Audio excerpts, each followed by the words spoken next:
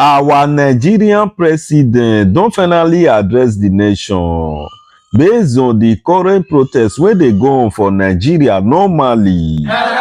E get why. My people no be small thing. Oya na make una lis ten to everything wey e talk. The way e come take dey talk say make una no dey give wahala again. Say make una no dey protest again. Say make una put una hand for una head even though food no dey, water no dey, light no dey. E say make una stay like that till dem go organize themselves. Even though na tindakido come, make una just dey. E get why. Oya na make una lis ten to the way e come take dey use im mouth take dey talk everything. And as una dey watch am, make una dey share am. May e for reach many people hand. Make dem for the get sense. E get why. My fellow Nigerians, I speak to you today with a heavy heart and sense of responsibility, aware of the turmoil and violent protests unleashed in some of our states. Notably, among the protesters were young Nigerians who desired a better and more progressive country where their dreams, hope, and personal aspiration will be fulfilled. I am especially pained by the loss of lives in Borno, Jigawa, Kano, Kaduna, and other states, the destruction of facilities in some states, and the wanton looting of supermarkets and shops, contrary to the promise of protest organizers that the protest will be peaceful across the country. The destruction of properties set us back as a nation, as scarce resources will be again used to restore them. I commiserate with the families and relations of those who have died in the protest. We must stop further bloodshed, violence, and destruction. As the president of this country, I must ensure public order in line with the constitutional oath to protect the lives and property of every citizen. Our government will not stand idly by and allow a few with a clear political agenda to tear this nation apart. Under the circumstances, I hereby enjoin protesters and the organizers to suspend any further protest and create room for dialogue, which I have always acceded to at the slightest opportunity. Nigeria requires all hands on deck and need us all, regardless of age, party, tribe, religion, or other divides, to work together, reshaping our destiny as a nation. To those who have taken undue advantage of this situation to threaten any section of this country, be warned.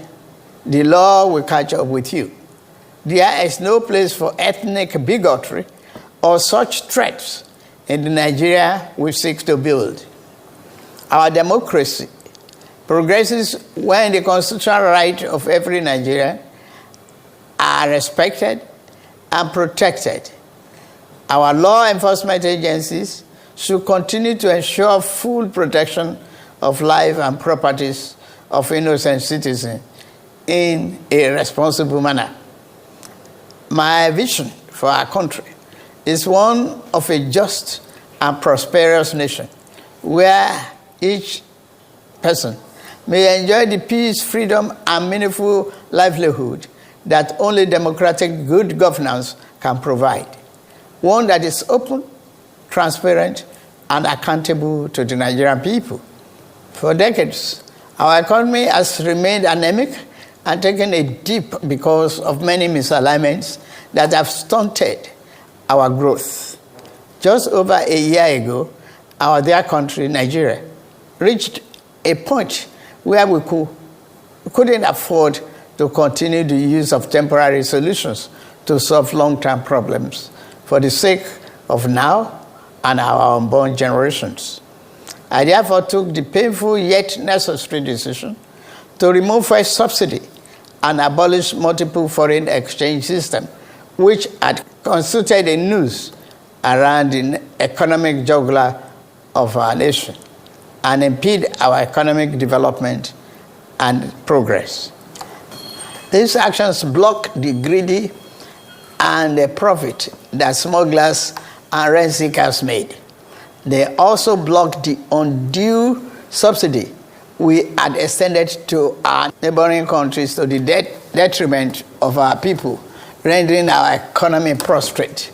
These decisions are made were necessary if we must reverse the decades of economic mismanagement that didn't serve us well. Yes, I agree, the buck stops on my table, but I can assure you that I am focused fully on delivering the governance to the people, good governance for that matter. In the past 14 months, our government has made significant strides in rebuilding the foundation of our economy to carry us into a future of plenty and abundance. On the physical side, aggregate government revenue has more than doubled, hitting over 9.1 trillion naira in the first half of 2024, compared to the first half of 2023 due to our efforts at blocking leakages, introducing automation, and mobilizing funds creatively without additional burden on the people. Productivity is gradually increasing in the non-oil sector, reaching new levels and taking advantage of the opportunities in our current economic ambience. My dear brothers and sisters, we have come this far, coming from a place where our country spent 97% of all our revenue on debt service. We have been able to reduce that to 68% in the last 13 months. We have also cleared legitimate outstanding foreign exchange obligations of about 5 billion without any adverse impact on our programs. This has given us more financial freedom and room to spend more money on you, our citizens, to fund essential social services like education and healthcare. It has also led to our state and local government receiving highest allocation ever in our country's history from the federation account. We have also embarked on major infrastructure projects across the country. We are working to complete inherited projects critical to our economic prosperity, including roads, bridges, railways, power, and oil and gas development. Notably, the Lagos-Calabar Coastal Highway and Sokoto-Badagry Highway projects will open up 16 connecting states, creating thousands of jobs and boosting economic output through trade, tourism, and cultural integration. Our once declining oil and gas industry is experiencing a resurgence on the back of the reforms I announced in May 2024 to address the gaps in the Petroleum Industry Act. Last month, we increased our oil production to 1.61 million barrels per day, and our gas assets are receiving the attention they deserve.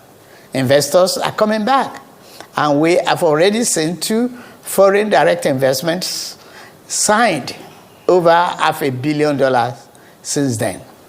Fellow Nigerians, we are a country blessed with both oil and gas resources, but we met a country that had been dependent solely on oil-based petrol, neglecting its gas resources to power the economy. We were also using our hard-earned foreign exchange to pay for and subsidize the use. To address this, we immediately launched our compressed natural gas initiative, CNG, to power our transportation economy and bring us down. This will save over 2 trillion naira a month being used to import PMS and AGO and free up our resources for more investment in healthcare and education.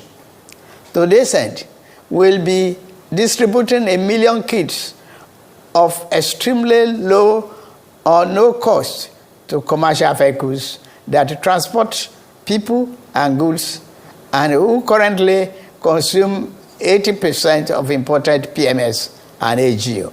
We have started the distribution of conversion kits and setting up of conversion centers across the country in conjunction with the private sector.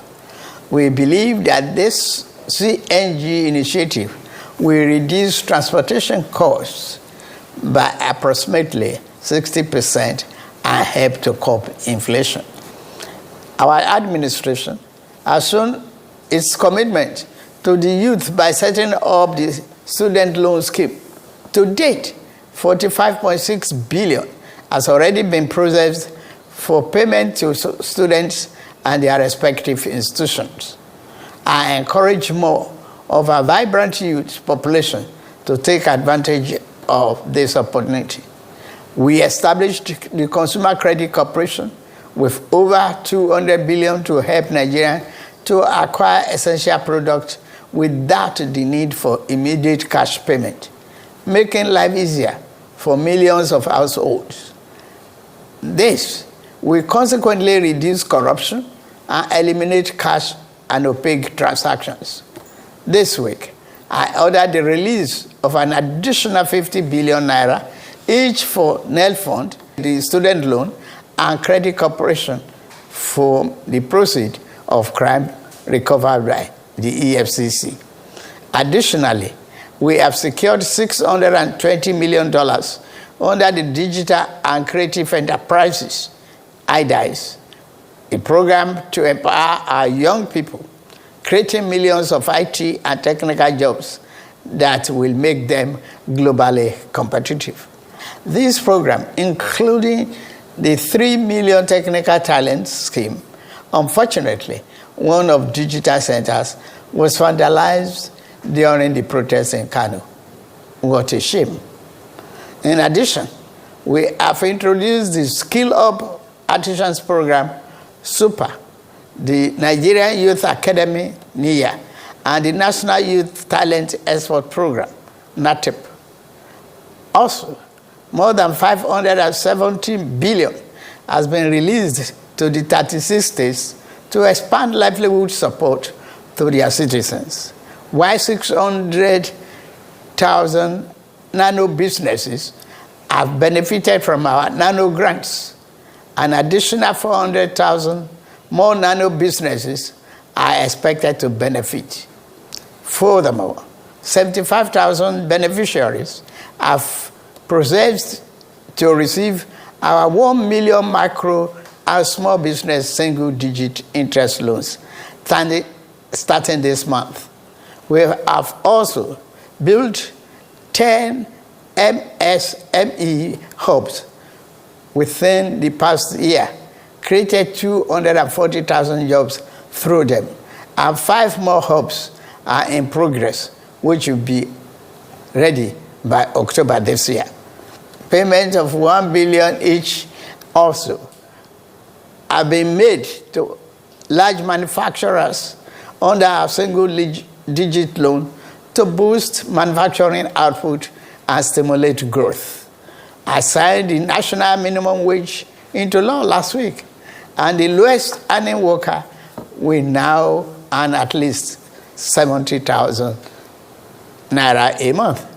6 months ago in Kasana, Abuja, I inaugurated the first phase of our ambitious housing initiative, the Renew Hope City and Estate. This project is the first of 6 we have planned across the nation's geopolitical zones. Each of these cities will include a minimum of 1,000 housing units, with Kasana itself set to deliver 3,212 units. In addition to this city project, we are also launching the Renew Hope Estate in every state, each comprising 500 housing units. Our goal is to complete a total of 100,000 housing units over the next 3 years. This initiative is not only about providing homes, but also about creating thousands of jobs across the nation, as well as stimulating economic growth. We are providing incentives to farmers to increase food production at affordable prices. I have directed that tariffs and other import duties should be removed on rice, wheat, maize, sorghum, and drugs, and other pharmaceutical medical supplies for the next 6 months, in the first instance, to help drive down the prices. I have been meeting with our governors and key ministers to accelerate food production. We've distributed fertilizers.